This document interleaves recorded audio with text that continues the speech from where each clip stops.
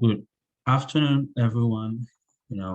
As usual, I'm just going to give a couple of seconds to allow you guys to come in before we start the business of the day. But of course, even as we still wait for more people to come in, I just want to use this opportunity to ask you guys, how has your day been? It's noon, how is the weather? Down here is in Philly. The weather is kind of favorable today. We had snow, Sunday, kind of cold, but as of today and yesterday, it's fine.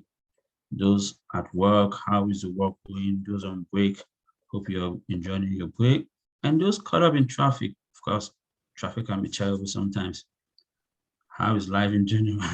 This is actually February. Before you know, we'll be in March. Just yesterday, we said Happy New Year. And of course, today we are in the second month. I hope each and every one of you is actually making the better use of the year. I think I will just continue, even as people keep joining us. Good afternoon once again and welcome. For those of you guys that are joining us for the first time, my name is Gaba Esehaya, and I'm the training coordinator with the Temple Small Business Development Center. The Temple Small Business Development Center helps small businesses start and grow. We offer free one-on-one consulting and a variety of low to low-cost webinars. We are proud to be part of the nationally accredited network of the Small Business Development Center, which has over 1,000 networks across the United States. You are here this afternoon for a webinar on product listing your product list. Sorry, optimizing your product listing. A copy of the PowerPoint and the link to the recording will be sent to all the attendees. Being a webinar, all the attendees have been muted. However, we always encourage you guys to drop your question on the Q&A or the chat box. Today is indeed a great day because we have a very wonderful presenter. Sit tight and enjoy the flow according to the flow of the presentation. Once again, without further ado, allow me to welcome our wonderful presenter, even as he takes over the flow for the presentation. Mr. Jeff, you're welcome. Thank you, I appreciate it. And would you like me to share a screen, or do you want me to share a screen and I can kind of go through? But yeah, I'm glad to be here, everybody. Excited to go through this with you. Garba, would you like me to share a screen? Yes, please. Okay. That way everyone can be on the same page. Everyone see that okay? Yeah. All right. So as this you can kind of see it okay. I mean, I know you can see some of the side slides, but that's okay. It doesn't really bother me much, but I'll just kind of hop right into it so we don't waste much time, because this is a hot topic and it's going to be something that we got to kind of go into. Now, I'll tell you a little bit about myself first. Not that I want to talk about myself, because I don't, but my name is Jeffry Graham. I founded eCommerceMGMT, eCommerce EDU. I've done a lot of things in e-commerce, worked with a lot of the biggest companies in the space, as well as small to mid-sized companies, but really excited and love working with small business, love working with entrepreneurs and people that are trying to make moves within our economy and e-commerce. So today, obviously, we're talking about product listings, product positioning, so we'll dive into that. Just some fun little facts. I did sell my first website in 2005. I know it's aging me a bit. Not that my hairline doesn't age me, but hey, you never know. I might look younger than I am, but yeah, sold my first software company in 2012 and started my first consulting firm in 2014. And that was a really good experience building that. And then I've built multiple companies since then. And I'm past the billion mark in growth and sales for the companies I've worked with. So I have seen a lot of conversions and a lot of transactions. So this will be a really great conversation, and I want to keep it conversational. It kind of brings me into the next piece here. This is kind of my full disclosure. I don't like to talk at the camera or through Zoom. I'd love you guys to be as interactive as possible. If you have questions throughout the presentation, ask anytime. There's never going to be a dumb question. This is a learning curve. Some are going to be of you are going to be more advanced than others. But I'm hopefully going to shed some light on some things that maybe we've been overlooking or not paying attention to, or things that have changed as of the recent year or two. So please ask questions. I promise I don't want to subject you to death by PowerPoint. But let's kind of go, kind of hop right into it. So really, when we think of a product listing, this is a key component that you have to always remember, whether it's optimizing your existing listing or it's creating a product listing on Marketplace or your own website. You have to be thinking about the search position of the listing. And what I mean by search position is you have to be thinking search engine optimization per se, like you would for like a Google search or something like that. A lot of times with listings, folks aren't thinking keyword heavy, they're not thinking search engine related. And so I want you to really just begin and know that, hey, rule of thumb number one is I have to be searchable. And that means my product listing as well. Product listings are also going to, pages are going to show up. You're going to have images. There's so much leverage and weight to a product listing. It's going to give you a ton of links, ton of opportunities to be found online. So both on site, meaning like on an Amazon platform, or off site, like on in a Google search, let's say, or Google Shopping or something like that, if you're paying for ads. But product positioning, first and foremost, make sure it's search friendly, and we'll go through how to do that and what that looks like. These are common mistakes, okay, that are happening all the time that I see. So I have a little list here. So writing your product listings properly goes without saying, but that's what we're here for. We want to know what that looks like and how that transpires to today. We also have to have concise content. The more accurate your content is around your product, the better. All algorithms tend to appreciate accuracy. They appreciate the ability to have low bounce rates, meaning that someone sees your listing and leaves. They want to see that number reduced. They don't want them to come to your listing and leave. So those are going to be important. That's having concise content is going to play a role in that. Case studies builds trust. Trust is a huge component. We don't buy from people we don't trust. That's online and or offline. I'm sure that you all have experienced that. And you have to direct your users. So play a little traffic control. A lot of times consumer thinks they know what they want, but they don't really know what they want. So we have to more or less direct them, is help them kind of find that their way through our world, let's say from our product standpoint. And then of course, display value goes without saying. We'll go into that a little more detail. FAQs are really important. Those actually, as of the last 2 years, have become a lot more important, and actually algorithms are making those a much bigger priority in the process. So FAQs, frequently asked questions. So, how big is your product? How soon does it ship? All the kind of standardized FAQs. There's not really, depending on what your product is, if it's B2B, B2C, it doesn't matter, but FAQs are really good to have. Builds trust, it builds frequency. And so those are going to be good things to have to be thinking about as well. And then images, we'll go over images in its own. We'll just focus on images for a little while. That's later in the presentation, but images are going to be huge. And we can go into that. And then feature-based product comparisons, and of course, analytics and things like that. Now, when you're thinking about your product listings, we always kind of think, well, hey, how is analytics going to help me?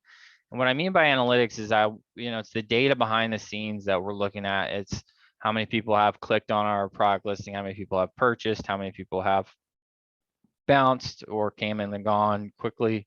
How often am I being seen? How many impressions am I receiving? And if I'm not receiving a lot of impressions, why is that? And so those are things we're going to want to solve, and we're going to work through today's conversation. And then we want to adjust fire, right? So like once we understand our analytics and we say, okay, this is happening here, here's how we change it so it stops happening, or here's how we improve it. And so those are going to be a big part and big component to the conversation today. So I'll jump into a little bit of marketplaces, because a lot of you, whether it's B2B, B2C, you're going to have product listings that are going to be on marketplaces. It's almost inevitable. So that's going to come down to you know, Amazon, eBay, all the big monsters, you know, Etsy, you know, Walmart, of course, Facebook now, Marketplace is a fair amount, but a lot more consumers are going towards Marketplace because they feel a little more comfortable there. Amazon being the elephant in the room, which we'll talk about. And comfort and trust builds conversions, and that's why you see, you know, revenues that Amazon produces on Marketplace and through FBA, and there's an opportunity there. And what I really want you to think about when you're leveraging marketplaces like this isn't necessarily where you're going to want to win. You know, the best place to win sales or product sales or anything like that's going to be direct, right? Because then you're going to make the most margin, you're going to have the most profitability, the best opportunity to build your own brand. And there's so many aspects of bringing things direct that are so important. Marketplaces are an opportunity for you to have an acquisition or gain the FCA, which I call first customer acquisition. So as you position your product, as we start talking about the nuances and the details of a product listing, we have to be thinking about how to leverage marketplaces and cross-pollinate so that our product listings are seen multiple places, and ultimately we have a better visibility to our consumer, and then we sell to them, right? So but yeah, so the major marketplaces, some big changes have happened. It's even higher now from a marketplace standpoint, which we'll jump into. But we'll start off with Amazon, because you know, ultimately they're going to be the big elephant in the room. They're going to be the one that most sellers are on Amazon's platform, on Marketplace, or you do an FBA or whatever. And a big couple of changes that happen, and we'll talk a little bit about algorithms and why those are important. Algorithms use a weighted system, and it's always been a weighted system since the very beginning of Google, with Larry Page invented PageRank, and essentially where they use a weighted system, and they take key components and then they weigh them, and those get weighed over multiple data points, and then they produce an algorithmic result. And that's where it shows up, you know, organic listings show up, and this is why they show up. So Amazon did make an algorithm change. Amazon has their own algorithm, so they don't use like a Google algorithm, or they don't borrow algorithms from someone else. They have their own in-house built algorithm, but they go from an A9 algorithm to A10. And there was a couple of big changes that happened. Seller authority was one of the ones that increased a bit. PPC sales, meaning you pay to play. You know, you got to be involved in their advertising campaigns, their platforms. They like that, but Google has liked that since the beginning. They haven't publicized the fact that they'll improve your organic ranks if you do paid ads, but I have seen it happen. So it does happen. Offsite sales, meaning that, you know, are sales happening off your site? And you probably wonder how they figure that out. Well, cookies has something to do with it, but there are privacy policies now and some challenges with cookies that that will limit the visibility for them to see these types of things. And then you have conversion rate. So how high is your conversion rate? The higher, the better, of course.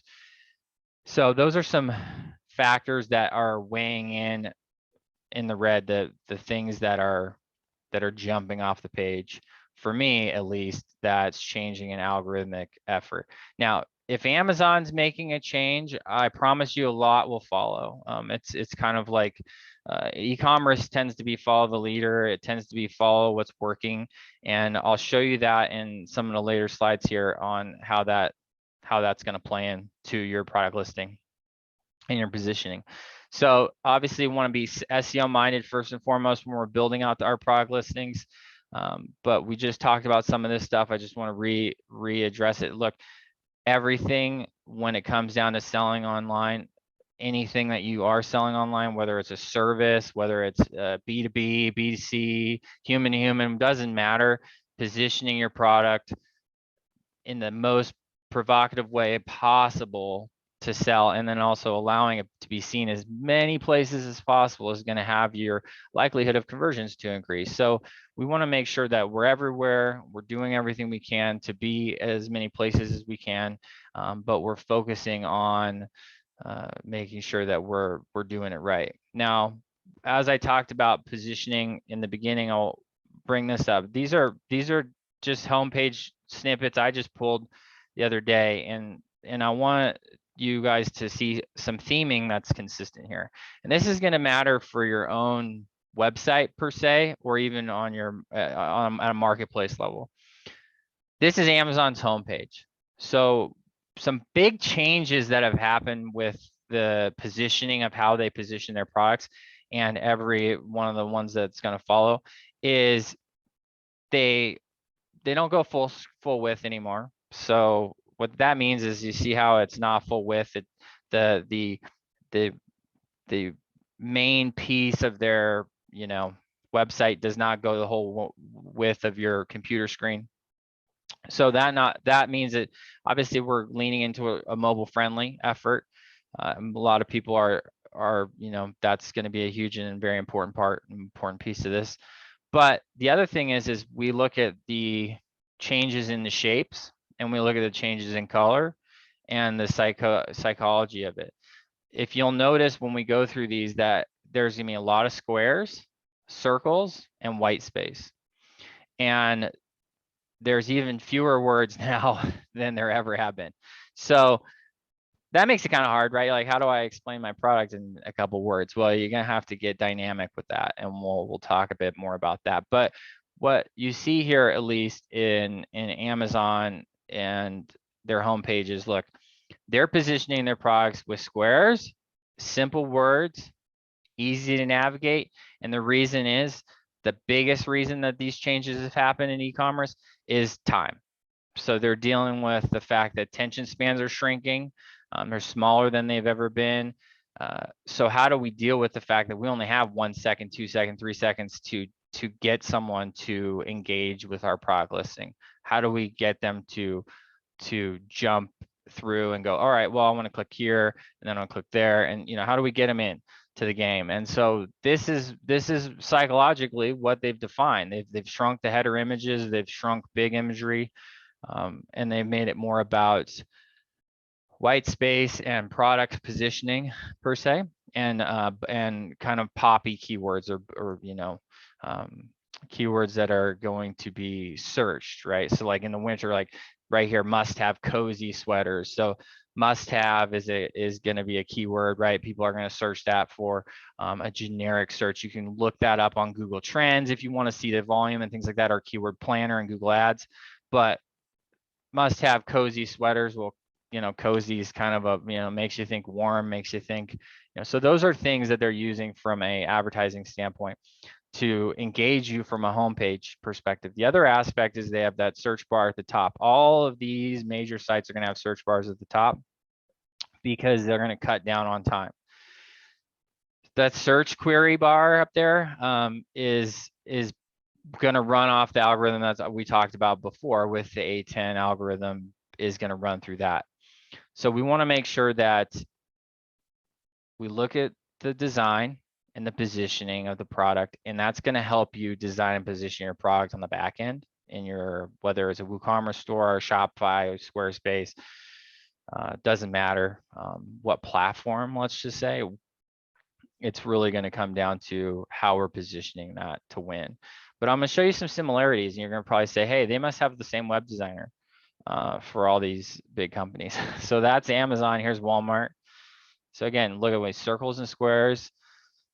That's what's happening now. That's what's important now. And while I'm on this page, I want to bring up the fact that categorization is going to be important, right? So when you're positioning your product, you have to categorize it, and you have to be able to put it in a position on both these platforms and then also on your own website to generate that interest. But really simple stuff, right? I mean, if we look at Walmart, the huge online seller now, the huge marketplace now, and they've always had a big marketplace, but I mean, it's become monstrous, and a really great opportunity to sell to a lot of folks here. They get a lot of eyeballs every day.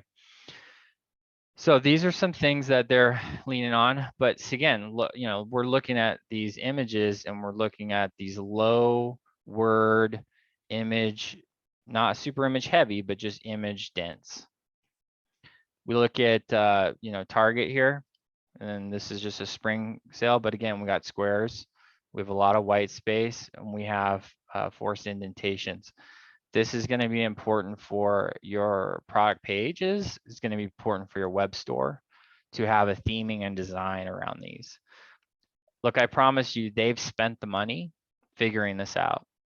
And you don't have to spend the money figuring it out, but they spend billions of dollars a year, these companies, just these three to start, figuring out the best way in order to convert online. And even the best and the biggest still do it wrong. They still make mistakes. They still don't name their images right. They still have, you know, challenges, like any company. But the reality is they all have a lot of things in common, and that's how easy is it to find via search. And we use a lot of squares and a lot of circles in open space because it's drawing the eye. And you can see that when you watch videos sometimes where, you know, you can watch a user's interaction and where their eyes go. And it's typically a Z pattern. So, you know, they go across, then they go down. It's just like if you're reading in school. So it's the same pattern orientation that you see from websites when we're not talking mobile. On mobile, obviously, there's going to be just one row, so it's not a huge Z there. But when we're talking desktop, B2B, buyers, things like that, this is what they're looking at. And then, you know, lastly, I put a B2B site on here, Zorro, which is owned by Granger. I mean, you know, like I said, it's as if they have all the same web developer working for them. It's kind of ironic, but this should open your eyes a little bit to, well, this is where design's at. This is where intent is at. This is how I need to position my products on my pages. This is how I need to make things look. Because if we don't start here, and aren't successful here, we're never going to get click. We're not going to get conversions. We're not going to get the level that we want. And ultimately, we're here so that we can get more conversions, more clicks, things along those lines. And I usually I'll pause right here in this section because I know it's a fair amount to chew on. If anyone has any questions, please ask. You know, throw them in. We'll go into more of the product listing kind of details, but if you have any questions, throw them in, please. I don't want to just kind of speak at everybody. But outside of this, it's not changing. Now, a change that happened with Walmart is they were strictly going after their menuing was a mobile first menu, and you can see that Zorro has mobile first menu, meaning their menu is based on mobile, even on desktop. Little things, everyone, I'm telling you, little things are going to make a big difference. Now, I use Amazon as an example because, right, you always got to look at the biggest and you got to look at the most successful, and why are they that way when it comes to selling on the internet? So, well, there's multiple reasons why they are, but when we look at it, a lot of these are following suit. So when we go into product listings, here's a couple of things that we have to have that are non-negotiable, I would say. In this day and age, non-negotiable. You can't have a product listing with one image. You have to have a product listing with 5 to 7 images. Even if the images are slightly different, the image portion is so important to conversion. It does everything. It engages someone to click and engages someone to purchase if it looks like it's going to work for them. Images are going to be huge. Now video is playing an even larger role. And as you kind of see when we go a little deeper, we'll talk a little bit about the video aspect.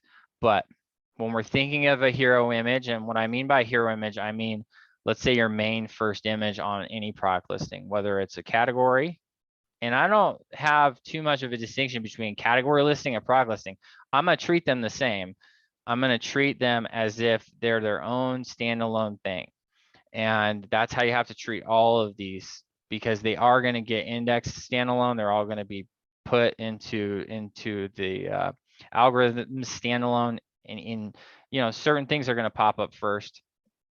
So I want to make sure that everything is designed standalone, whether it's product categories, keywords, things like that, which we're going to go into. 5 to 7 images minimum. More images, the better. It never hurts. I haven't seen anyone go, man, they have too many images, I don't want to buy from them. That's not something I hear much. And then video. You can make a little product video of with your images. You know, you can take your images, splice them together, and make a little video. There's a lot of ways to do that. Plus, then you can leverage the video search. You can leverage the search algorithms for video to be found for your product. So there's just so many ways that we're going to kind of want to work this thing. Remember, for image types, PNGs are going to be like the highest quality. You got JPEGs, you know, with different types. And then also something that I will make sure to really emphasize around these images is when you're, we'll go through naming images here shortly, but when you're naming your images, never use underscores, and never use underscores when you do anything when it comes to URLs, links, anything like that.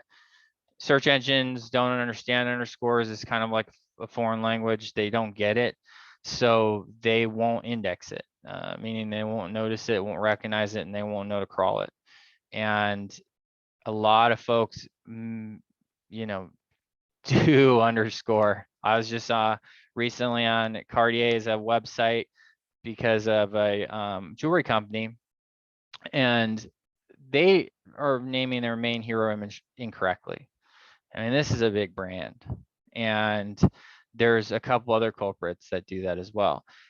It's so simple, yet even the biggest companies make this fatal mistake. So never use an underscore. Dashes, and essentially dashes or slashes are fine. I prefer dashes. It just keeps it easier to read. But again, we have to be thinking about what matters in a product listing and what matters in optimizing and positioning a listing. And it's going to be heavy on search.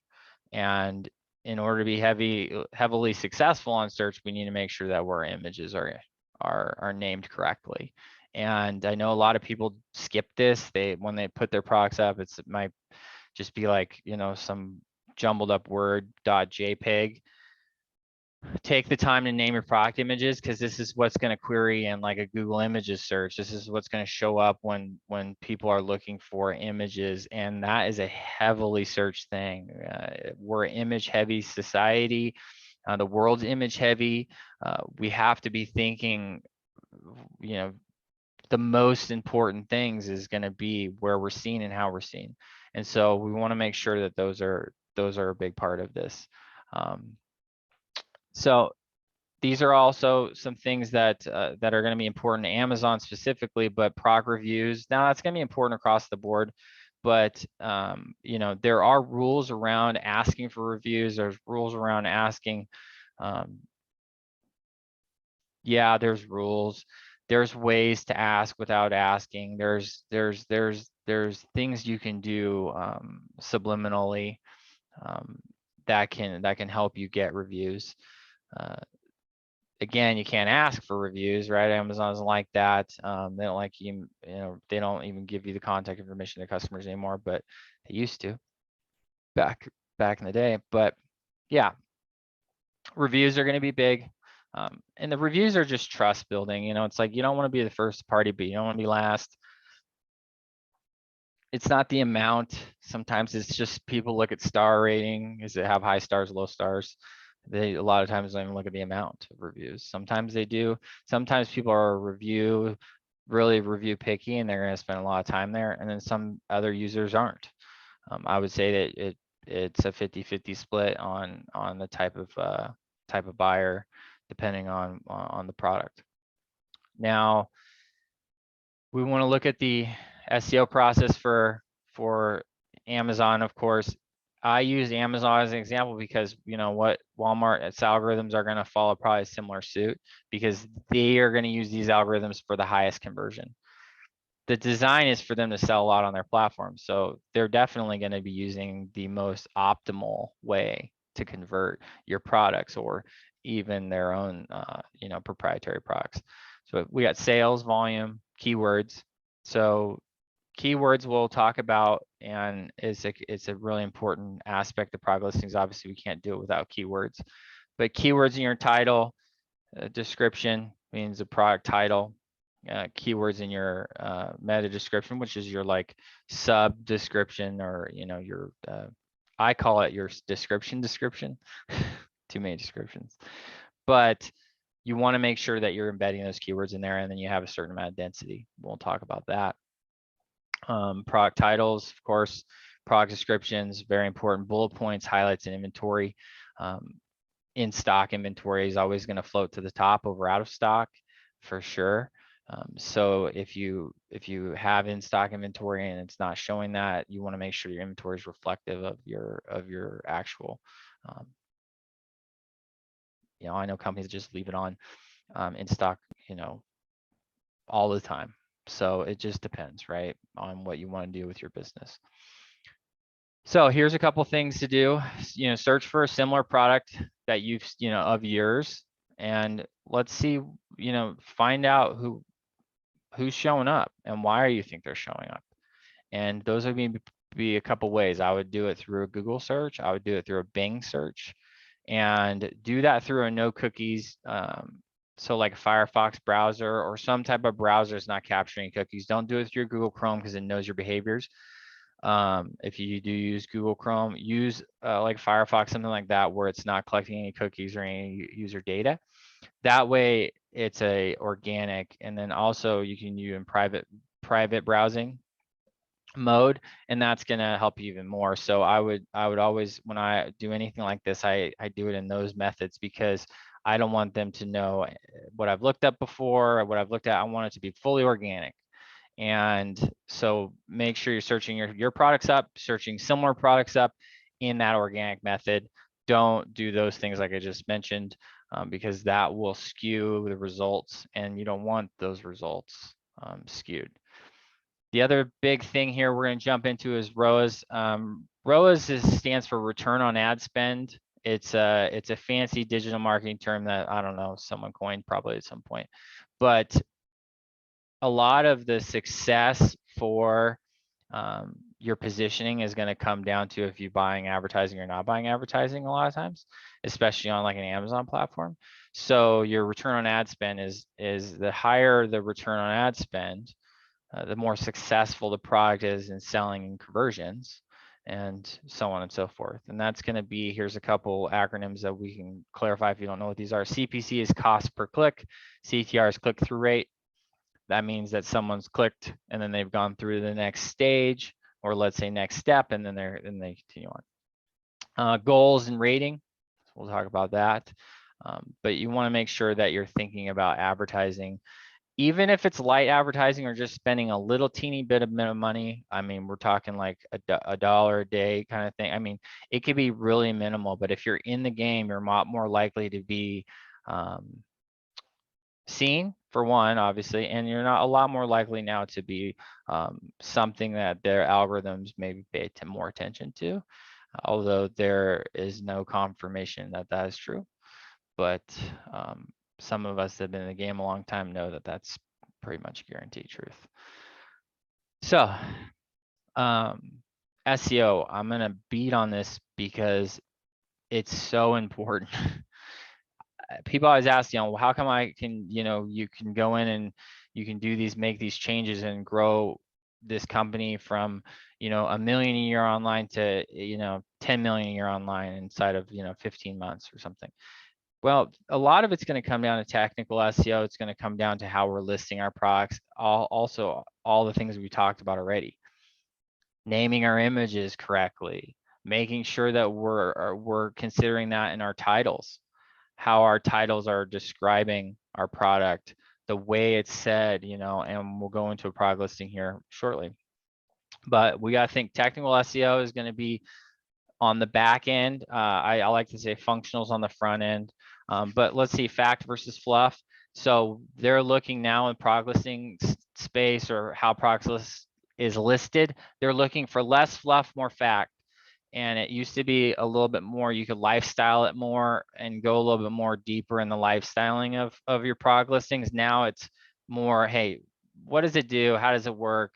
How soon will it get to my house from a shipping standpoint? And that will those are going to be the core things that matter, right? So fact versus fluff. We want to make sure that we're more factual than fluff. As you can see, there's not a lot of fluff on the home pages of these websites. There's not a lot of fluff in the listings, because it's really shown that it's just waste. It's a waste of time and energy. And so people don't want it. So therefore they don't use it. And I'm speaking from the biggest companies to the middle market companies that are successful online. Now, technical details are going to be really important, especially on marketplace listings, even on your own personal listing on your own website. If you're on Shopify or you're on WooCommerce, whatever, the technical details, bullets, high points, highlights, those are all going to jump off. So people are going to read those sometimes and not read a product description. They're just going to read the bullets and say, does it fit for me or not? And they'll make a decision, a buying decision that way. We got to think product descriptions, focus shifts to relevance, not margin. That's a new one, actually, for Amazon specifically, but they know that they used to skew the listings by the amount of money that they would make on the listing. Well, they don't do that anymore as much. And now it's really about the relevance of the search query. So if I'm looking up shoes, what kind of shoes are being shown first, how descriptive, what types, things like that. So the shift to relevance is important, not margin. So that's a good thing, I think, for sellers. In my opinion, I think it's a good thing for sellers, because you got an opportunity now to be seen, and it's not based off of your margin. And again, they're lightening that up. It's a weighted ranking system, so don't assume that it's one thing is a win all. It's doing all of these things in conjunction with each other that's going to be successful. The other thing is going to be results from impressions to click through. So what that click through rate is from impressions to clicks to conversions. And those are the three big measurables outside of a return on ad spend. And we can go into some of those details when we go in this product listing here. And then when I'm talking images, 5 to 7 images, again, I'm going to hamper on that. And then the alt text is where you're going to be naming your images inside of the back end of your site. And or on marketplace, typically it'll say alt text or description or something along those lines. It depends on the platform, but it's alt text, alternate text, and that's the text that you want the search engine to know and understand. The description is going to be generally, if you don't have alt text, what it's going to aggregate the data from. But we always want to tell a search engine what we want them to search for. We never want to rely on a bot to decide how my web page is going to be valuable, and what's important to my web page. So when you are naming your images and you're doing your SEO on your titles and your descriptions, you have to be thinking about, hey, what's important to my product listing, my images, that I'm going to tell the search engines what to query me for, and where I make sense to fit in. It makes their life easier from a computing standpoint, but it also is one of those things that says, hey, I'm intentionally doing this because it's intentional. And they always look at things intentional as good in most cases, unless you're being deceptive, which don't ever do that. They'll down rank you pretty fast by being deceptive, saying your product's something it's not. This is a product listing. Pretty simple. This is a Walmart listing. It's just a charcoal listing. Just basic charcoal. But when we look at we have to look at a couple of things here. We have to look at the title. So this piece here. Okay. So they're using their brand first. And I think that's always a pretty strong strategy.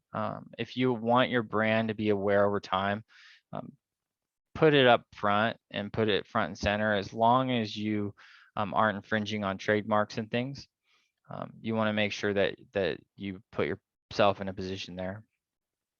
You can see that it says charcoal briquettes, 8 ounce or 8 pounds. So we know that's an 8-pound bag.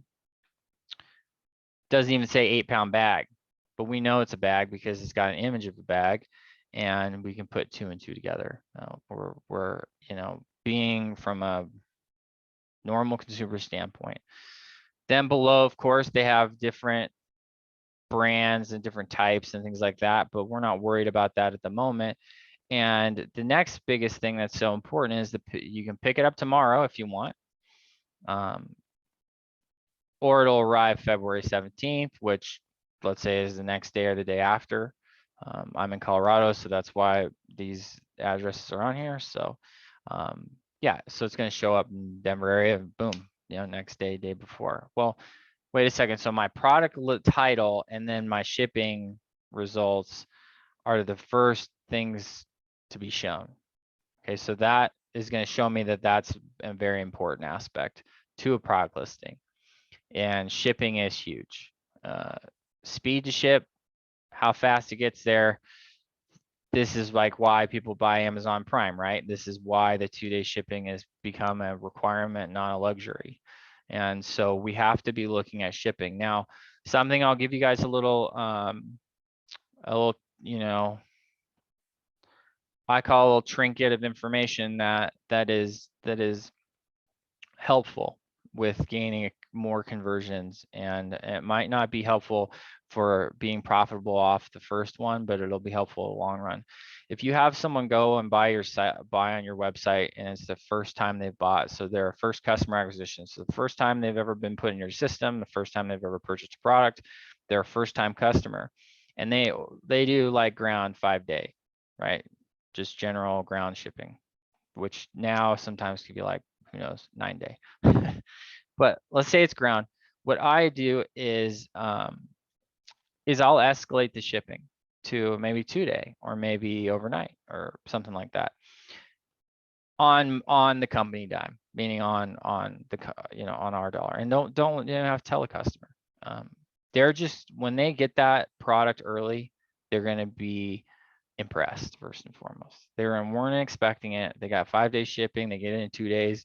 It's going to already build a huge bump in reputation. You see it a lot on Amazon with products that you get earlier than you think you're going to get them, because they're giving you a window.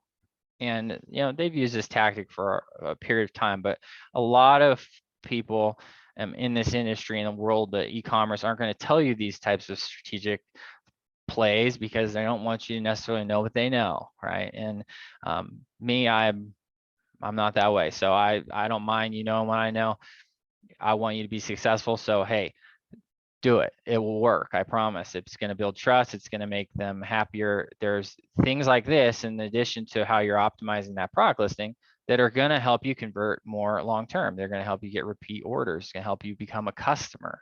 That's going to be for a long term if the product, or they'll buy other products from you. I mean, they really, customer loyalty is huge, and people tend to be loyal to brands and specific things that they're comfortable with. So please focus on that. Going into Amazon listing here, I just wanted to kind of show you the same thing. They actually make, you know, the product listing is Kingsford original charcoal briquettes, right? So it's almost identical product listing. And it's a 7.7 pound bag versus 8-pound bag. Now, there is variations of listings you can make and build on your own website for what I call listing arbitrage. Sometimes that's a way and a strategy that people go about it, meaning that they put slight variations in your titles and descriptions in order, and then write multiple listings in order to have more listings show up, or they'll build listings around a use case, meaning like what's this used for, what kind of grill. Let's say this is for like a Weber grill. They might say Kingsford, you know, Weber grill charcoal barquettes or something along those lines. Well, they're really trying to emphasize someone searching for, hey, what charcoal briquettes work for Weber's? Because a lot of times people will be searching from a you know, from a grill standpoint, right? Versus just the briquette or the charcoal. So in addition to that, on the right-hand side in the column kind of highlighted, we have delivery, right? Being a huge important part of this, in stock, of course. And then we have some of the high points that this is unique to Amazon, and then the bullet points right here. So before you even get a product description, there isn't even a product description.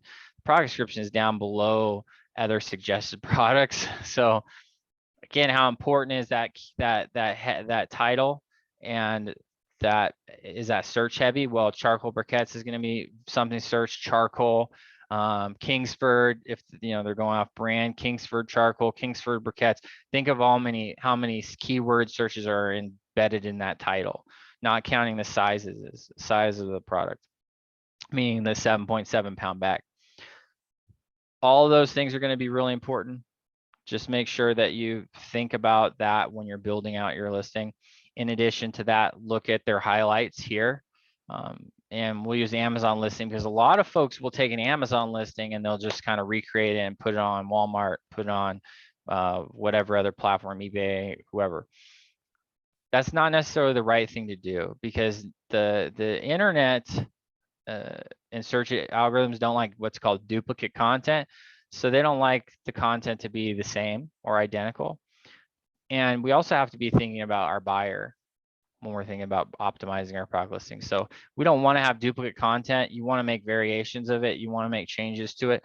Think of the buyer or the buyer ultimately for an Amazon platform, on a Walmart platform, on a Target, so on and so forth, or on your own website, who's coming to your website. What are they, you know, we need to make sure we're tailoring our listings to those. And every marketplace has different user base. They sometimes buy on multiple, but if someone's consistently a Walmart customer, they're a Walmart customer.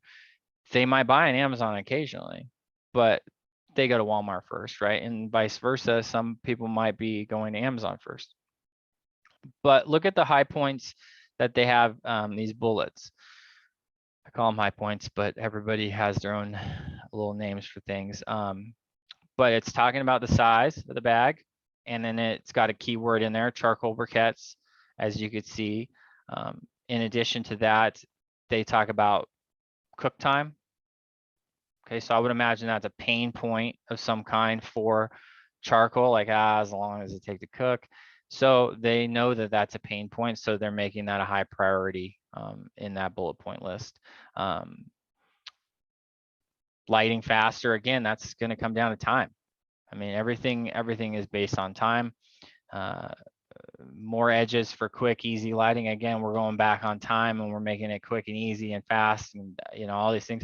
So they're talking about the fact that the way that it's designed, this is how the product is going to be positioned.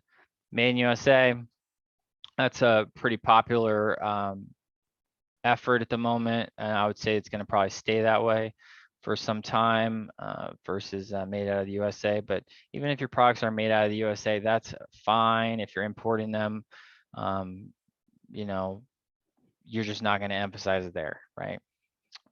You're going to put something else in its place. And then think in here, when you're in this, when these bullets, you got to be thinking keywords as well. Now, all of these images that they have here, these multiple images, all should have names. And in those names, they should have keywords. They should never have underscores, and they should display and present the product in the best way possible. Okay, the most accurate. I always say that product is, you know, when it comes down to it, it's a search engine optimization play. And a lot of times people assume SEO is just for being found on Google or something like that. And yeah, it is. You know, that's kind of the original thought process. But what we want is we want our products built and designed around search in mind and around how we're found. And that's going to be what kind of keywords we use, how we phrase things, how we position things, similar to what we just went over with the charcoal there, as an example. That's going to make people make a buying decision. This people want speed. They want things to be quick. They want it to be easy. They want it to be simple. You know, we know that's for certain. Attention spans are shrinking and dwindling. So however we can do that in the quickest, shortest amount of time possible, we need to be doing that in every listing, on every product listing, no matter the location. If you have feeds, excuse me, that are pushed out electronically, either through FTP or EDI feeds, or, you know, whatever, make sure that in those that you have the same thing going on, that you're spending the time in your feeds, you know, writing out your product listings, making sure you name all your images. You know, be diligent on this, because it doesn't really matter how quick you get stuff up as if it's not done right. And I have seen too many companies fall on their face because they have a great product, but they don't position it well online. And I've seen companies that have an okay product, position it well online, and do phenomenal. So we want to make sure that the big takeaways, you know, we'll kind of jump into, you know, as we're kind of ending the hour. I want to make sure that we keep conscious of everyone's time. Product title, that big, you know, of course, your title. I would imagine everyone here knows what the title is. Back-end keywords, that's the keywords both embedded on the front end and the back end, meaning that you're putting the keywords inside the listing and then also on the back end of the listing. And that's going to be in the alt text like we talked about, and then in all the description and things along those lines on the back end of your platform, whether it's WooCommerce, Shopify, whatever. There are places that they have all of that. And there's, of course, apps and plugins that can help you with that, like Yoast and so on. So then bullet points. I say bullet points more important than description, you know, because when we look back on it, we have to say, well, what's the reader, you know, what's the user seeing first? Well, they're seeing bullet points first. So both of, you know, these products are positioned that way. I know you can't see the rest of the Walmart listing, but if you go and look, you'll see that it's positioned that way. So keywords, then we have bullets. Go ahead.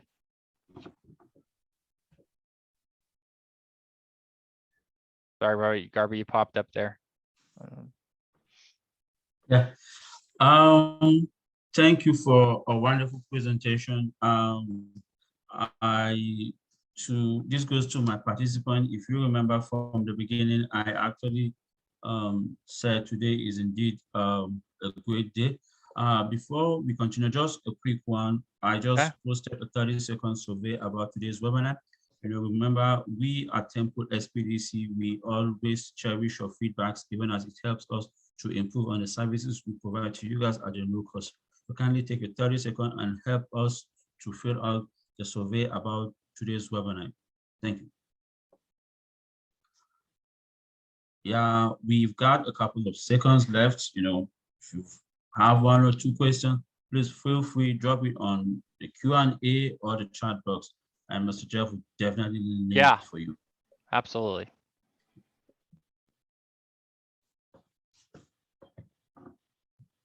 Yeah, and I know it's a lot of information to digest, everybody. I'm sure it's a wildfire, but focus on those key things. You're going to get a lot out of it. It's going to be more bang for your buck and worth your time.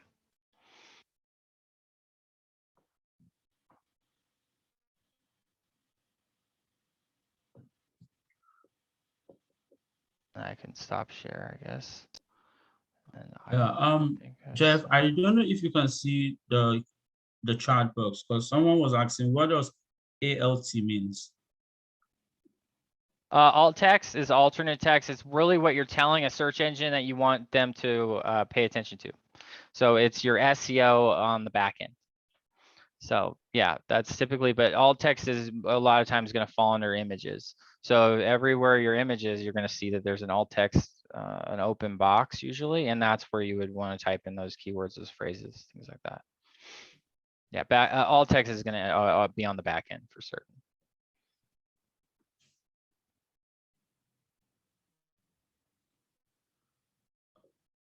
I don't know if I saw any other questions.